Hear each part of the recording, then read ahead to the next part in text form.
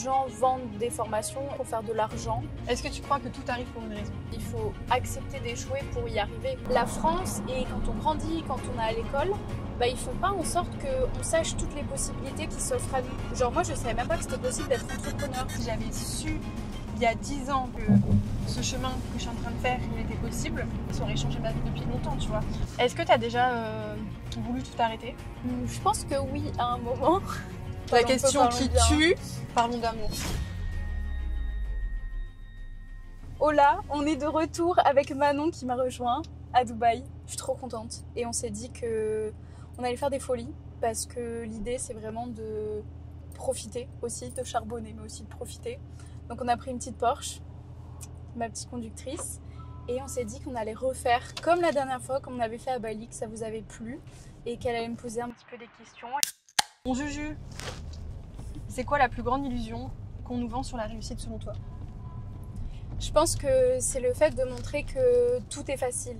Et je suis pas sûre que ce soit forcément, que ça vienne des gens qui réussissent, mais tu vois plus une vision que quand t'as pas réussi les choses, que tu vois les gens qui sont là où t'es, tu te dis c'est trop facile.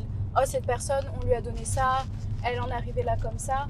Alors que pour arriver à ce type de réussite, ce type de résultat, on est tous différents, on a tous des succès différents. Je trouve par exemple quand tu vois des gens riches, tu te dis facile, on leur a tout donné, genre c'est un héritage ou c'est, tu vois, tout ça. Et on se dit pas, non, cette personne, elle a charbonné pour en être là.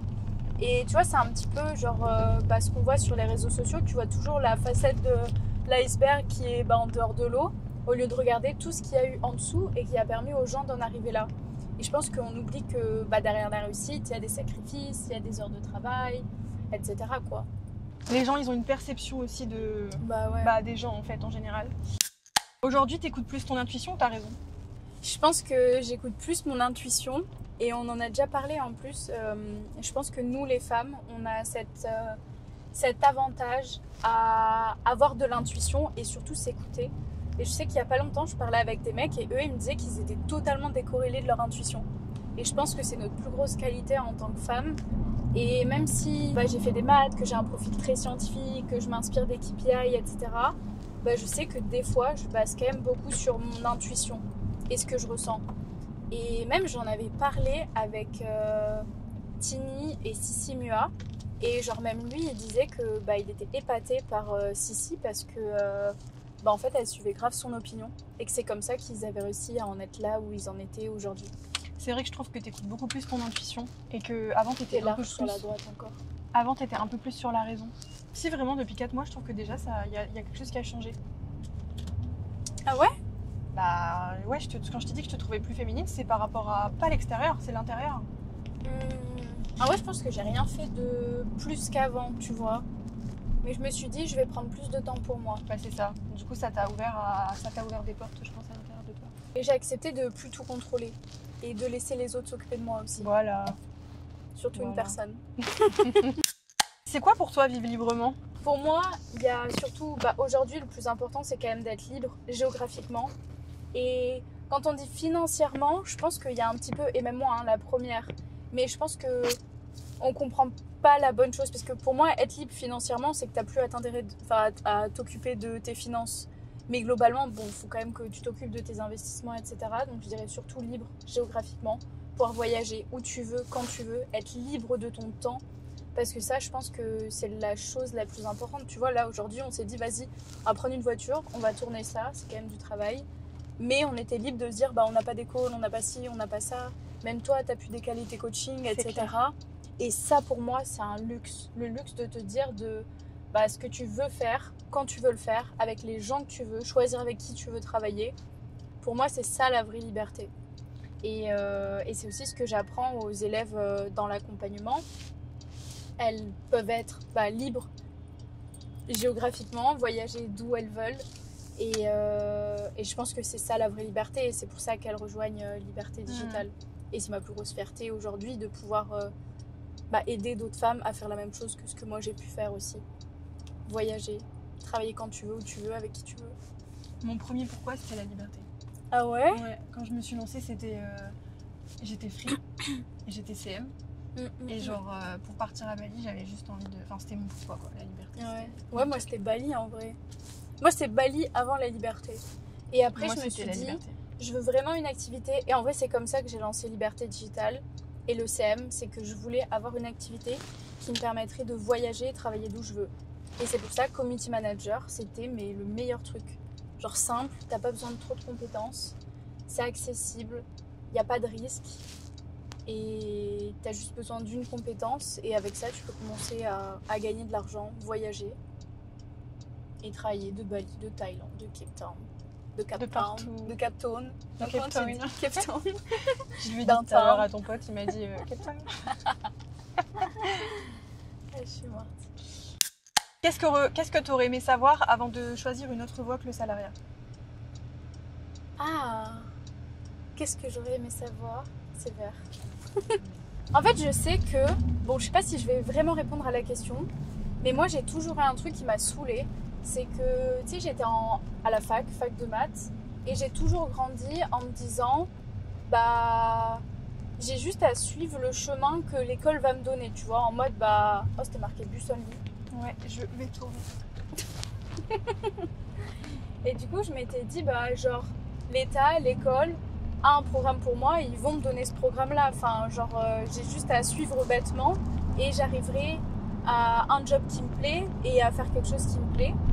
Et en fait, bah, en réalité, je me suis rendu compte que être en fac de maths, bah, c'était un kiff parce que c'était simple pour moi et que j'aimais bien. Mais derrière, c'était pas ce que je voulais faire. Et tu vois, à un moment donné, je rencontrais des gens et ils étaient en école de commerce. Et j'étais en mode, mais trop stylé l'école de commerce.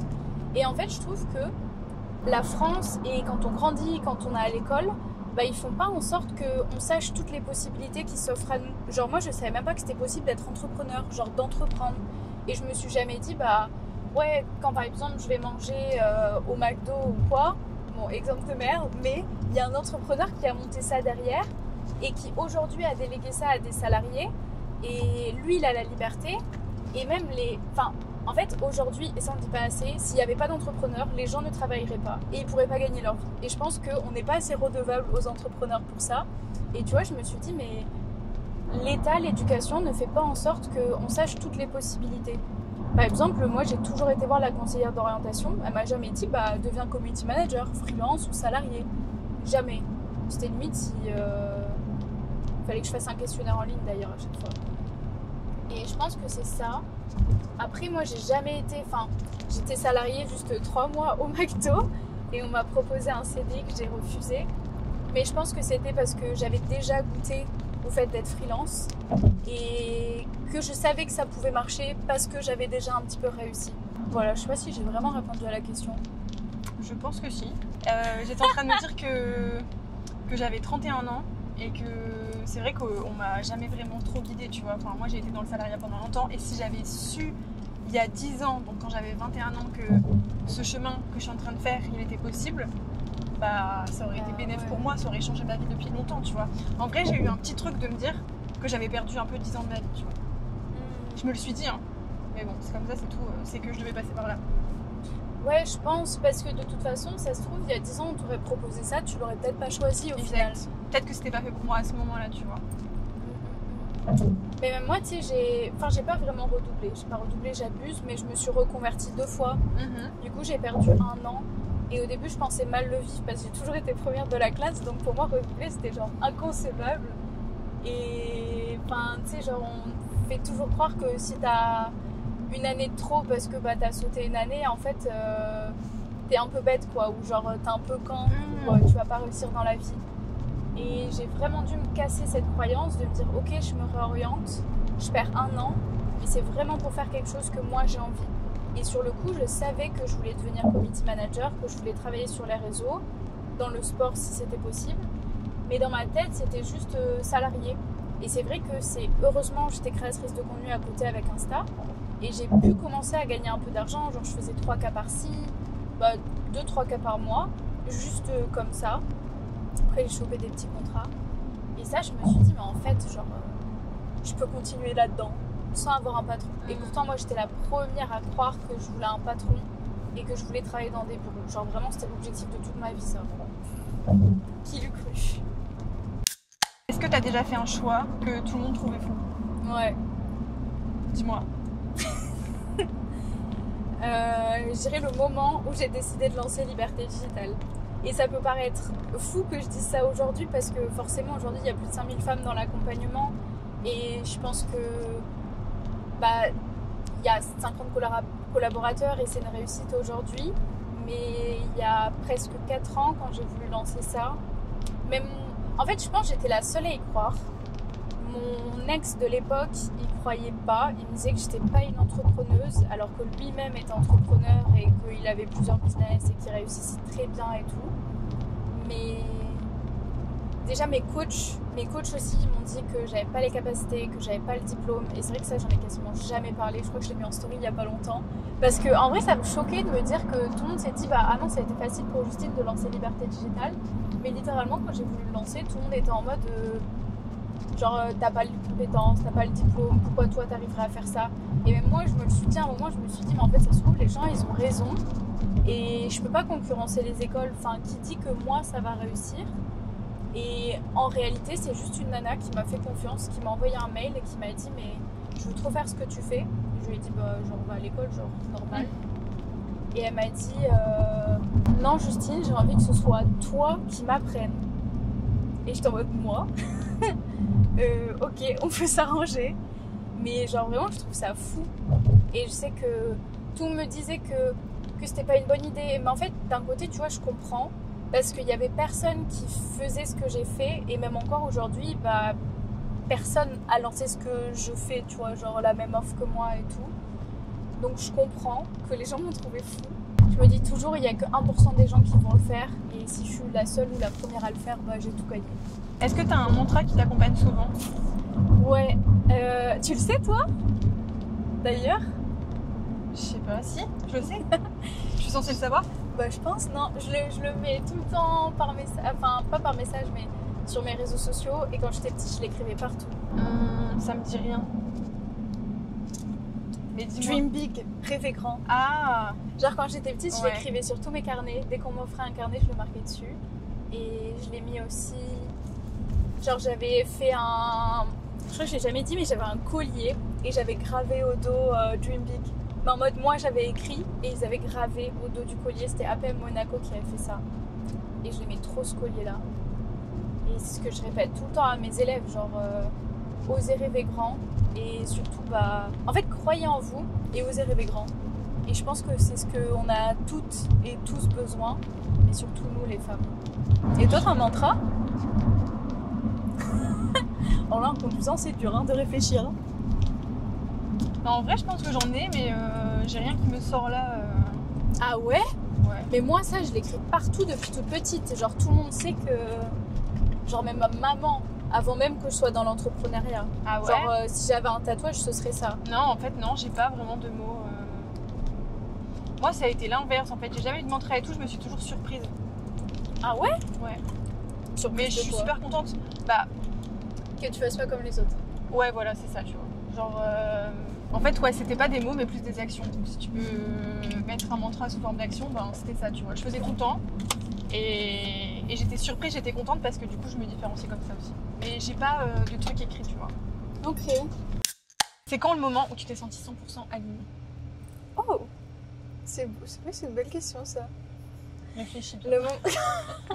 Mais pas la pression. Heureusement que je conduis pas, parce que j'aurais pas réussi à réfléchir et y répondre en même temps. Je me suis sentie 100% alignée. En vrai, je pense, et c'est peut-être un peu bateau, mais je pense que c'est ça. C'est quand je suis partie à Bali. Tu sais, quand je venais de me lancer en CM, j'ai fait mes 3 mois, j'ai trouvé mes clients et je suis partie à Bali. Et je me suis sentie à ma place. Ok. Et je pense que j'avais l'activité qui me plaisait, j'étais dans le lieu qui me plaisait. Et je faisais les choses que j'aimais. Et je pense que j'étais alignée à partir de là. Et forcément, quand j'ai lancé Liberté Digitale, encore plus, parce que ce que je me rendais compte, c'est que beaucoup de gens vendent des formations, et je sais qu'on en a déjà parlé, mais ils vendent des formations pour faire de l'argent. Et moi, je le fais avec le cœur. Et en fait, il y a des fois, je sais que je pourrais faire plus d'argent, mais à chaque fois, genre, même à mon équipe, je leur dis, mais qu'est-ce que ça va avoir comme impact en réalité si on fait ça? Et des fois on est en mode on va faire de l'argent, mais ça va pas forcément aider plus de femmes et ça va pas forcément avoir un impact de fou, tu vois. Donc on évite de faire ça. Et je pense que du coup, depuis le début de l'entrepreneuriat, j'ai toujours été alignée avec moi, ce que je voulais, qui j'étais et mon pourquoi. Ok. Rendre l'entrepreneuriat accessible aux femmes. C'est beau ça, hein? Ouais, c'était beau. C'est quoi ta plus belle claque positive de ces dernières années? En vrai, ma plus belle claque positive, je pense que c'est par rapport à mes équipes, par rapport à l'équipe de Liberté Digitale, et me dire que grâce à ce que j'ai construit, j'arrive à faire évoluer des personnes et aussi faire vivre entre guillemets des personnes. Enfin, tu vois, genre, c'est bizarre, mais des fois je regarde combien je verse de salaire et tout, et je me dis, mais waouh, en fait, genre, il y a toutes ces personnes-là qui peuvent s'occuper de leur famille, d'eux, etc. grâce à tout ce qu'on construit aussi ensemble avec Liberté Digitale. Et je suis trop fière d'avoir une équipe qui est aussi motivée que moi par la mission. Et en réalité, tu sais, genre, mon objectif, c'est rendre l'entrepreneuriat accessible aux femmes, aider les femmes à prendre confiance en elles. Et d'un côté, je le fais autant pour mes équipes que pour mes clientes. Et même la dernière fois, je me suis dit, moi, j'adore monter en compétences. Et c'est exactement ce que je fais pour mon équipe et c'est exactement ce que je fais pour mes clientes. Enfin, tu sais, c'est une sorte de boucle bouclée. Et quand j'ai compris ça, j'étais en mode, mais waouh, genre, je suis trop contente, je suis trop fière. C'est un cercle vertueux. Ouais. En vrai, à chaque fois, je me trompe toujours entre vertueux et vicieux. Du coup, je dis un cercle comme ça. En fait, mes mantras, j'en ai toujours eu, mais en fait, j'en avais toujours un petit. Et quand je l'atteignais, ça changeait. Donc en fait, j'en ai pas un qui me revient. J'arrête pas de et là, réfléchir à c'est cette lequel question. maintenant? Là, j'en ai pas. Abondance. Là, c'est abondance. Non, je suis dans l'abondance. Ouais, voilà. Je suis dans l'abondance. Avec Thomas, je suis dans l'abondance. Donc oui, je suis dans l'abondance. Voilà, ça c'est toi. T'expliques un petit peu. Je suis dans l'abondance. Ce que ça veut dire être dans l'abondance? C'est tout recevoir, mais c'est aussi le fait d'aller le chercher en fait. Enfin, pour moi, c'est comme ça que je le vois, tu vois. Tu peux recevoir, mais vraiment, tout ce que tu pensais jamais possible que ça arrive dans ta vie, tout arrive, mais c'est parce que tu as été le chercher aussi, tu vois.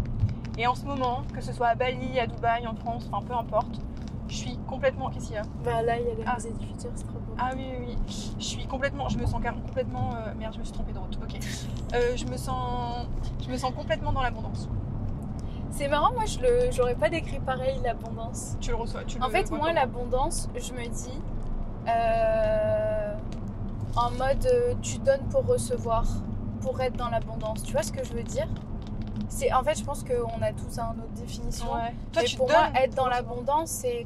Enfin, tu sais, par exemple, tu prends genre une ville où il y a plusieurs personnes qui travaillent. Ouais. Si tu achètes chez quelqu'un, tu lui donnes de l'argent. Et tu sais, tu fais un transfert d'argent. Ouais, c'est l'énergie. Et de faire circuler l'argent, qui est l'énergie au final, pour moi, ça fait aussi l'abondance. Et tu vois, c'est un truc que j'adore à Bali. C'est que... ils sont toujours avec leur petit business et ils sont toujours à supporter les business des autres. Donc en fait, tu fais tourner l'argent, tu fais tourner l'énergie. Qu'en France ou quoi, dès que c'est la crise, plus personne dépense. Mais en fait, tu bloques l'économie. Enfin, en tout cas, c'est comme ça que je le vois. Tu vois, je me dis vraiment, tu fais circuler l'énergie d'abondance. Et type, louer cette voiture, oui, il y a aussi l'abondance derrière de se dire, on met les sous sur la table pour ça, on en profite, mais ça motive aussi à faire plus. Parce qu'on fait circuler l'énergie. L'abondance, de toute façon, c'est sous plusieurs formes, tu vois. C'est l'argent, c'est les cadeaux, c'est tout ce que tu reçois. Et c'est ce que tu donnes. Ça va être rouge. C'est ce que tu mets aussi en place pour recevoir. Donc, en fait, je pense que nos deux définitions sont corrélées. Ouais. Non, mais je suis d'accord. Hein. Trop mignon, des petits papillons sur la plaque d'immatriculation. Ok. J'ai une question pour toi, Justine. Est-ce que tu crois... T'as pas des questions depuis tout à l'heure pour moi? Est-ce que tu crois que tout arrive pour une raison? J'aime bien dans les petites questions que j'adore. En vrai, je pense que oui. Et que des fois, c'est dur à comprendre parce que, tu sais, des fois, quand tu veux vraiment quelque chose, genre que t'as postulé à un job et que tu l'as pas, souvent tu dis, c'est le drame, tu vois. Et moi, j'essaie toujours de voir le positif dans les choses. Et du coup, je me dis, ok, si j'ai pas eu ce job-là, c'est qu'il y a quelque chose de mieux qui arrive derrière. Et bon, ça m'est jamais arrivé cette situation-là, mais où par exemple avec un mec, genre tu tchatches un mec, genre tu te dis vas-y ça va être l'homme de ma vie, et au final ça se fait pas. À chaque fois je me dis bon, ok ça arrive pour une raison, parce que c'était peut-être pas lui le bon à ce moment-là, ou en tout cas lui, sauf que je le voyais pas encore, mais dans plusieurs mois, plusieurs années, ça aurait sauté. Et je sais que des fois, c'est dur à accepter. Je pense que c'est pas un truc que j'applique pour tout, en réalité, parce que des fois, j'aimerais bien que ça se fasse, tu vois. Mais oui, à chaque fois, en vrai, tout arrive pour une raison. C'est ce qu'on disait. Si tu t'es pas lancé il y a 10 ans, c'était que c'était pour toi maintenant. Mais c'est vrai que toi, tu arrives vite, je trouve, à te dire ok, ça n'a pas marché, ok, c'était pas fait pour moi. Et hop, tu passes à autre chose. Je trouve que t'es hyper rapide sur ton action-réaction. Ouais. C'est qu'en fait, j'ai un truc où ce qui n'est pas de mon contrôle, j'aime pas stresser dessus. Je me dis, bah en fait, c'est pas de mon contrôle. Genre, le mec, je lui plais pas ou il a passé à autre chose, bah en fait, c'est pas de mon contrôle. Genre, j'ai pas envie d'être dans un mauvais état, être triste, être anxieuse, être en colère, être machin, pour une situation que moi je contrôle pas. Genre, si c'est un truc que je contrôle, ou par exemple, bah je sais que si je mets ça en place, ça peut bien se passer. Là, j'aurais un peu plus du mal de me dire, oh là, tu vois, c'est la raison. Enfin, tout arrive pour une raison. C'est la raison. À quel moment t'as su que t'étais pas faite pour une vie classique? Ah! En fait, je sais que déjà, toutes mes études, j'ai toujours voulu travailler dans un bureau, avoir un patron. Parce que moi, j'étais vraiment en mode, tu me dis, tu fais ça, moi je le fais. Et j'étais bien dans l'application de ces choses-là. Et je pense que le moment où je me suis dit que j'étais pas faite pour ça, je crois que c'était vraiment quand j'étais ma dernière année de master. J'ai fait mon stage. Et en fait, tu vois, genre j'avais un stage marketing, mais c'était un peu plus sales. Et j'avais des idées, mais mon patron, il n'était pas d'accord avec moi. Et en vrai, ça m'a fait ça plusieurs fois. Où à chaque fois que j'étais en stage, je sais que j'avais des bonnes idées, que je voulais vraiment appliquer des trucs qui auraient été game changer pour le marketing. Et au final, à chaque fois, je me disais, bah, genre, pourquoi il m'écoute pas? Genre, en fait, je pense que petit à petit, j'avais tellement les compétences que je me disais, bah, genre, trop relou que mon patron m'écoute pas. Genre, je comprenais pas. Et je me disais, mais en fait, il me faut pas de patron au-dessus. Sauf que pour moi, c'était inenvisageable parce que j'avais pas forcément d'idée ou quoi à lancer. Et au final, bah, le fait d'être sur Instagram, qu'il y ait des marques qui commencent à me contacter pour vendre des... En gros, je vendais des photos, enfin, je vendais ce qu'on appelle aujourd'hui l'UGC, ce qui était l'UGC. Je vendais des photos, des vidéos, je faisais des placements pour des marques et je gagnais, tu vois, des petites centaines d'euros par-ci, des petits milliers d'euros par-là. Et j'ai dû créer mon auto-entreprise. Et en fait, comme j'avais déjà ça qui rentrait, je me suis dit, mais en fait, si je peux faire ça là, bah en fait, je peux grave me lancer en CM. Genre, ça change rien que ce soit freelance ou patron. Et comme ça, bah, je peux voyager et partir à Bali. Et après, il y a eu le déclic aussi de mon hospitalisation, je pense, qui est rentré en jeu pas mal, quoi. T'es une petite pilote là. Dès qu'il y a plus de 36 000 voix. Mais je loupe quand même les voix. C'est quoi le plus dur pour toi dans l'entrepreneuriat? Le plus dur pour moi dans l'entrepreneuriat, qu'il faut accepter d'échouer. On nous dit toujours qu'on peut pas échouer, j'ai l'impression, surtout pour les hommes. Genre, si t'échoues, t'es faible. Si t'échoues, t'es nul. Si t'échoues à l'école, bah t'es le pire de la classe, etc. Alors que, bah en fait, comme dans tout dans la vie, il faut accepter d'échouer pour y arriver. Genre, quand t'apprends à faire du vélo, faut tomber avant d'enlever les petits trous. Genre, c'est la situation logique. Je suis d'accord. Et même, tu vois, aujourd'hui, et tu pourras me dire si tu es d'accord avec moi ou pas, mais tout ce qu'on fait dans notre quotidien d'entrepreneur, on l'a pas appris avant. Et je pense qu'il y a ce truc où, bah, à l'école, on nous forme à faire un truc qui sert un petit peu à rien, parce que même quand tu es salarié, je pense que tu n'utilises pas du tout ce que tu apprends à l'école, mais encore moins en tant qu'entrepreneur, genre gérer ta compta, tes finances. Moi, tous les ans, là, j'ai un call avec un commissaire aux comptes, avec mon comptable. Il y a des dates limites, il faut payer les impôts. Genre même les impôts, on ne nous l'apprend pas à l'école d'ailleurs. Ça j'ai même pas compris pourquoi. Alors que moi, je ne sais pas déclarer mes impôts. Heureusement, j'ai ma maman. Mais même gérer le marketing, la partie vente, le service client, genre tous les trucs que tu es censé avoir dans une boîte, on ne l'apprend pas à l'école. Et pour moi, être entrepreneur, bah, c'est faire ce truc de trouver des solutions et accepter d'échouer. Mais quand tu échoues, en fait, c'est même pas un échec parce que tu apprends et tu peux continuer à évoluer. Je suis d'accord avec toi parce que quand j'ai commencé, il y a quelques mois, quand on était en coloc, c'était une de mes plus grandes peurs en fait. Mais c'était une peur que... C'est pas que je l'admettais pas, c'est que on a peur, mais on sait pas pourquoi on a peur, tu vois. Et en fait, j'avais trop peur. Regarde, quand j'ai posté mon premier carrousel que tu avais aussi filmé. Faut que je le fasse. Allez, vas-y. J'ai l'habitude de pulvériser. Oh, c'est live. On va mettre un petit live. Je le mets en... Il y avait la peur du regard des autres, mais aussi la peur de l'échec. Est-ce qu'il y a quelque chose qui va marcher derrière, etc. Tu vois. Et finalement, en fait, le fait d'avoir essayé, j'ai plus cette peur, tu vois. Mais elle se déconstruit en passant à l'action. Ouais. Tu ferais quoi différemment si c'était à refaire? Tu me regardais en mode réponds-moi now. Qu'est-ce que je ferais différemment si c'était à refaire? Je pourrais répondre la phrase bateau, me lancer plus tôt. Mais en soi, tu sais que je ferais jamais rien différemment si c'était à refaire. Genre, j'ai pas de regrets. Et depuis l'hôpital, en vrai, je me suis toujours dit, je veux jamais avoir de regrets. Et du coup, je fais toujours les choses. Et même là, je pense que si j'en suis là où j'en suis aujourd'hui, et je suis très heureuse de la place où je suis aujourd'hui, c'est que j'ai fait les bonnes actions et que j'ai pris les bonnes décisions. C'est quoi ton pourquoi? Celui qui t'aide vraiment à avancer quand t'as des doutes? Déjà, je pense que la question, elle est super importante parce que dans tout ce que tu entreprends, que tu veuilles te lancer dans l'entrepreneuriat ou pas, il faut avoir un pourquoi. Et tu vois, je le vois quand il y a des gens, ils n'ont pas d'objectif dans leur vie, en fait, ils kiffent pas se lever le matin. Tu sais, je trouve quand c'est même pas de l'ambition, mais c'est juste savoir pourquoi tu te lèves le matin et pourquoi tu fais les choses. Sinon, je trouve que le goût de la vie, il est amer. Enfin, ça vaut même pas le coup de la vivre, entre guillemets. Et tout le monde devrait trouver son pourquoi. Mais pour trouver son pourquoi, je pense qu'il faut se connaître aussi, apprendre à se connaître. Et mais bon, ça c'est un autre sujet, de fixer ses objectifs, etc. Mais moi, mon pourquoi, en fait, ça a été réellement quand je me suis lancée dans l'entrepreneuriat. Vraiment, je voulais me lancer en tant que community manager et j'étais en mode, mais comment je fais? Comment je fixe mes tarifs? Comment je peux faire pour évoluer, gagner plus d'argent, etc. J'étais vraiment hyper perdue. Et en fait, à ce moment-là, j'aurais voulu avoir quelqu'un qui me guide.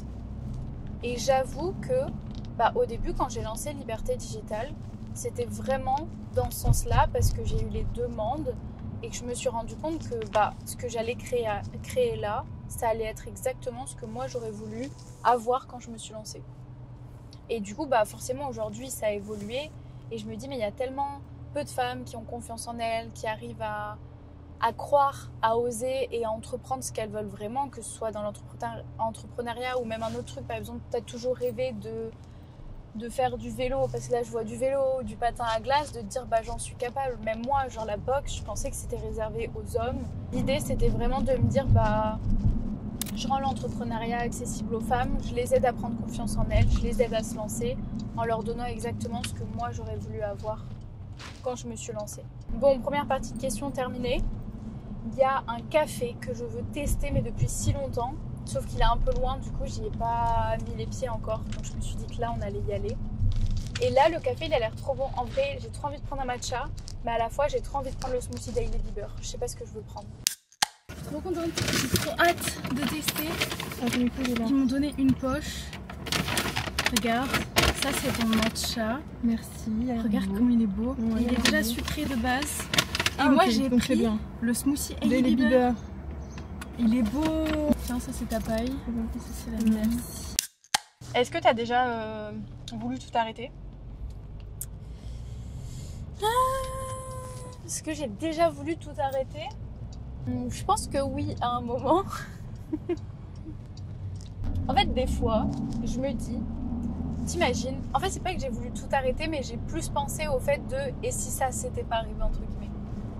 Et justement, à chaque fois, je me dis non, genre, c'est même pas une possibilité. Quand je me suis lancée, moi, je voulais être libre, genre, pas beaucoup travailler, profiter, etc. C'est pour ça que je voulais être célèbre. Sauf qu'aujourd'hui, c'est pas pareil. Genre, j'ai une société, j'ai des collaborateurs, j'ai plein de clients. J'ai des milliers de clientes à qui je dois rendre des comptes, etc. Et je me dis des fois, mais ce serait pas plus simple si j'étais encore CM, les pieds en éventail à Bali. Et après, je me dis en vrai, tout ce que j'ai construit là, j'en suis trop fière et pour rien au monde, je pourrais revenir dessus. Est-ce que tu as un conseil que tu donnerais à une femme qui a peur de se lancer? J'en ai plein des conseils qui me viennent. Pense aux conseils que tu m'as donné par exemple il y a quelques mois, quand j'avais peur. Je t'ai dit quoi? Là, je sais plus. Je t'ai dit fonce. Arrête de réfléchir. Arrête de réfléchir. Arrête de réfléchir. Bah, c'est le premier. C'est sûr que j'ai dû te le dire tellement Fais-le. de fois, ça. Fais-le. Ouais, faut le faire. Ouais. En fait, je pense que si tu veux vraiment faire... En fait, quand on veut, on peut. Et si tu veux vraiment faire quelque chose, faut le faire. Il faut commencer à un moment donné. Mes premiers posts, ils étaient pas parfaits. Sur Instagram. Mes premiers contenus que j'ai fait pour mes clients, ils n'étaient pas parfaits. Mes premiers appels de vente, ils n'étaient pas parfaits. Mes premières vidéos YouTube, elles n'étaient pas parfaites. Mais en fait, je l'ai fait. Et c'est comme ça qu'on progresse. Il ne faut pas avoir peur du jugement des autres aussi, parce qu'on fait les choses pour nous et pas pour eux. Mais ouais, je pense qu'il faut faire. Et je dirais avant tout, il faut aussi savoir ce qu'on veut faire et aller dans la bonne voie, quelque chose qui nous correspond. Et en vrai, même si c'est pas la bonne voie, hein, genre, je sais que des fois, on a des élèves, elles rejoignent Liberté Digitale et au final, elles se disent « Ah non, le closing, ça me correspondait mieux. » Et justement, au début, j'étais en mode mince en fait, parce que nous, quand on prend les gens dans l'accompagnement, c'est qu'on est persuadé que c'est ce qui leur correspond et ce qu'il leur faut. Et je pense que, comme on disait tout à l'heure, tout arrive pour une raison. Et c'était elles ce qu'elles avaient besoin pour se mettre dans l'entrepreneuriat. Mais finalement, en faisant des appels découvertes et en ayant des nouveaux clients, elles se sont rendues compte que c'était le closing. Et elles nous ont même grave remercié. Elles étaient en mode merci parce que genre sans l'équipe, j'aurais jamais su que c'était ça que je voulais faire. Et je regrette pas mon investissement parce qu'au moins j'ai trouvé ma voie. Est-ce que tu te souviens la première fois où tu as gagné de l'argent par toi-même? La première fois que j'ai gagné de l'argent par moi-même, en vrai ça a été... Oh si, je m'en souviens. Raconte. Genre, raconte qu'elle me dit. C'était quand je faisais de la création de contenu.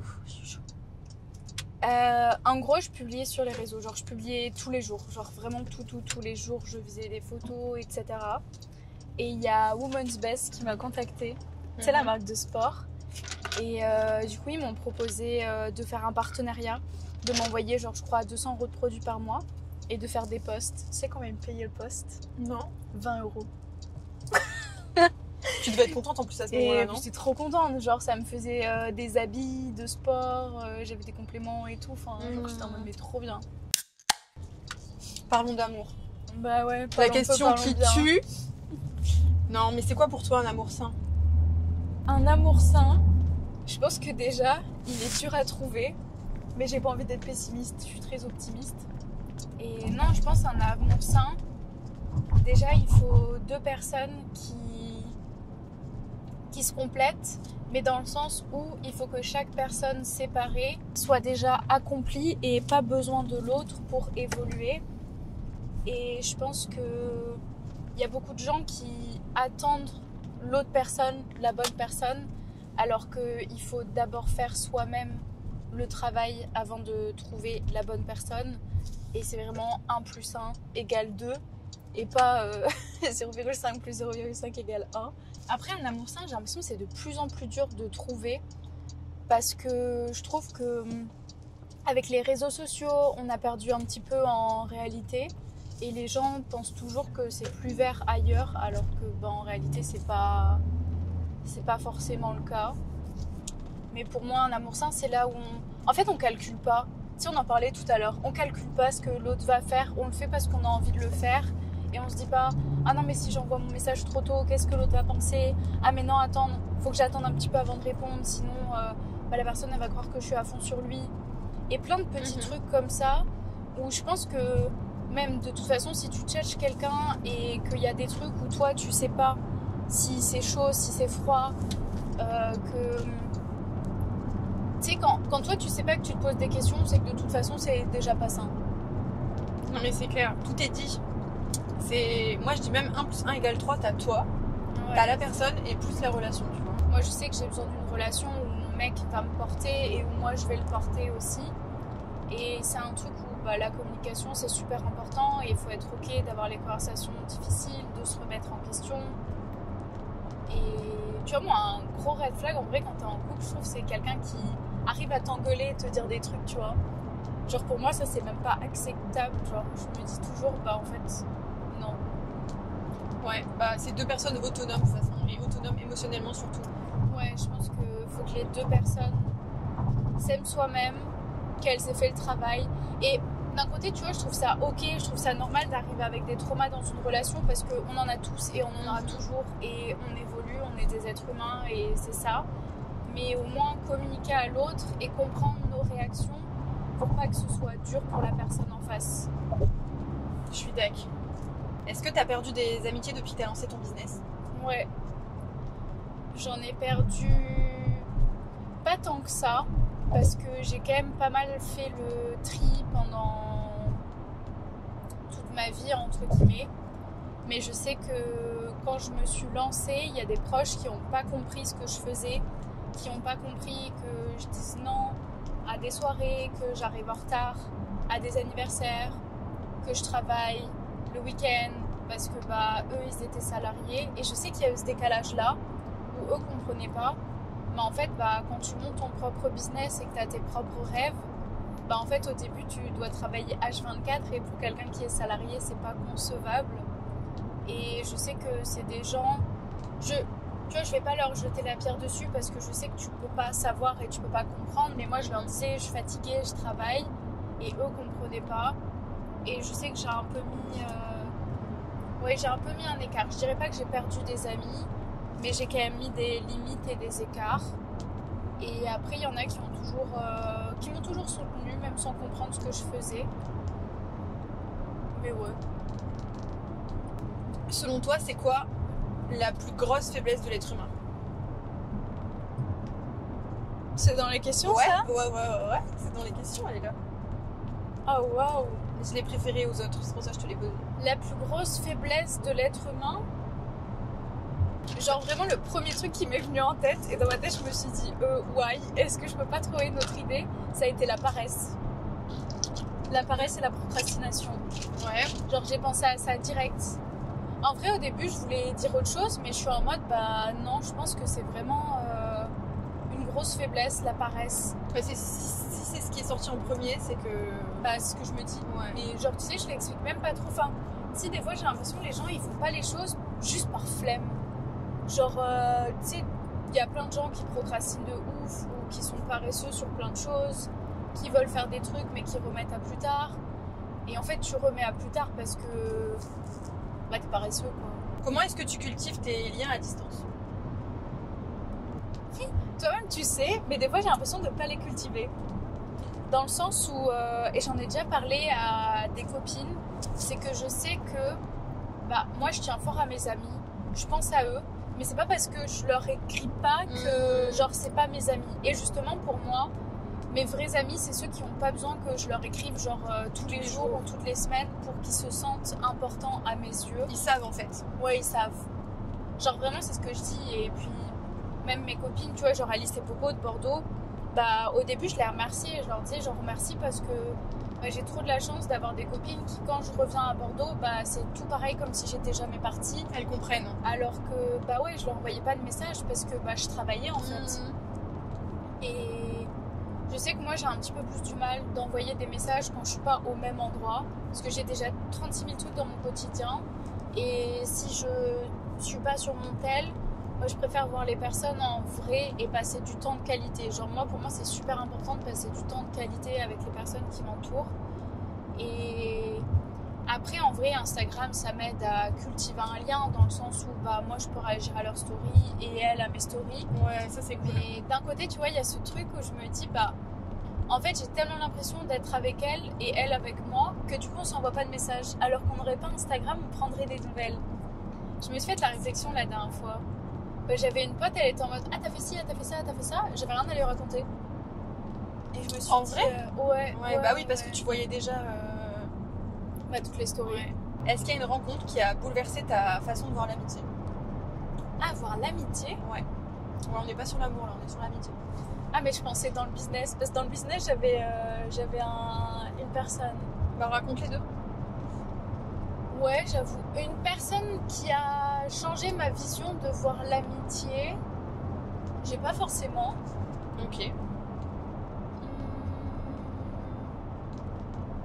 Non, j'ai pas forcément.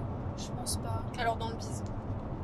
Mais par contre, dans le business, j'ai direct pensé à quelqu'un. Et c'est j'en parle jamais, je crois. Mais il y a que les gens qui me suivent depuis longtemps qui savent. Mais tu sais, quand je suis partie à Bali, Je suis partie avec ma copine qui s'appelait Elisa. On est parties toutes les deux. On s'était rencontrées qu'une seule fois à Paris et on suivait sur Insta. Mais elle voulait aller à Bali aussi comme moi. Et en fait, elle était déjà entrepreneuse, elle avait son programme et elle vendait des coachings et tout. Et son goal, c'était de faire 5 000 € par mois en vendant sa formation en ligne. Et c'était un monde que je connaissais tellement pas. Et genre, en fait, ça tombait à pic que je sois avec elle. Genre, elle me parlait de tunnels de vente, de campagnes mail, etc. Tu connaissais rien à ce moment-là, toi? Je connaissais rien. Okay. Enfin, si, je connaissais les campagnes mail et tout parce que bah, moi, j'étais... En gros, moi, je pouvais avoir la casquette de chef de projet pour des entreprises. Donc, tout ce qui était marketing com, je savais. Mais pas les tunnels de vente, pas comment vraiment convertir. Tu sais, genre, elle me parlait d'upsell, d'order bump, etc. Ouais. J'étais en mode Kesako, tu vois. Enfin, qui dit encore Kesako au XXIe siècle? Du coup, j'étais vraiment en mode c'est quoi? Et bah, c'était trop bien parce que elle m'apportait énormément de notions techniques business. Et moi, à contrario, je l'aidais grave sur le marketing et la com. Ouais, donc en fait, on se complétait trop parce qu'on mettait en commun ce qu'on savait. Et je pense que c'est elle qui m'a vraiment montré que bah, y avait un monde derrière le fait d'être CM. Et au final, quand bah, les premières filles me contactaient pour me demander de les aider, bah, j'ai pu leur dire oui. Parce qu'elle le faisait déjà, mais dans le fitness. Donc en fait, pour moi, ça existait déjà et c'était ok.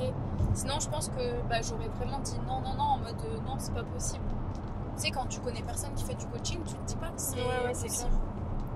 Et tu vois, elle a vraiment changé ma vision du business, des choses, etc.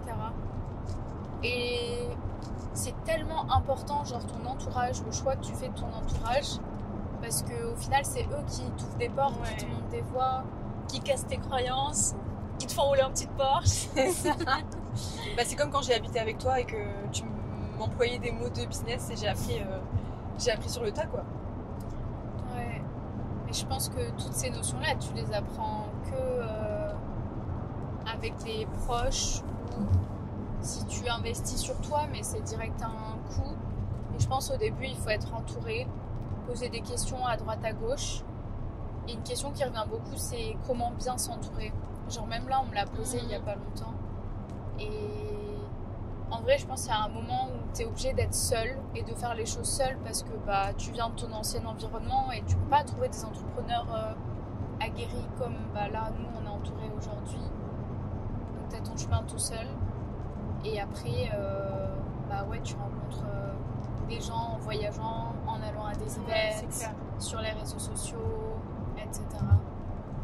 Bon, sur ces belles paroles, j'espère que cette vidéo vous a plu. Un grand merci à Manon qui est venue spécialement de Bali pour cette vidéo. Je rigole. Bon, j'aurais bien aimé, mais bon, c'est quand même un sacré budget et... Je suis quand même venue. Ouais, non, elle est venue. Elle passe la semaine avec moi. Donc trop contente. Merci à elle d'avoir pris le temps. Et bah, j'espère que cette vidéo vous a plu. Si vous avez des questions que vous aimeriez me poser, n'hésitez pas à me les envoyer sur Instagram ou en commentaire de cette vidéo YouTube. Comme ça, on pourra préparer pour les prochaines vidéos.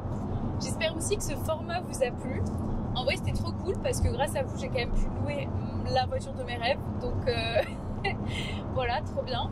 Je ne peux pas encore la conduire, mais je relouerai dans tous les cas. Et si ça vous a plu, n'hésitez pas à liker la vidéo et à vous abonner à ma chaîne YouTube. Et je vous dis à très vite pour une prochaine vidéo.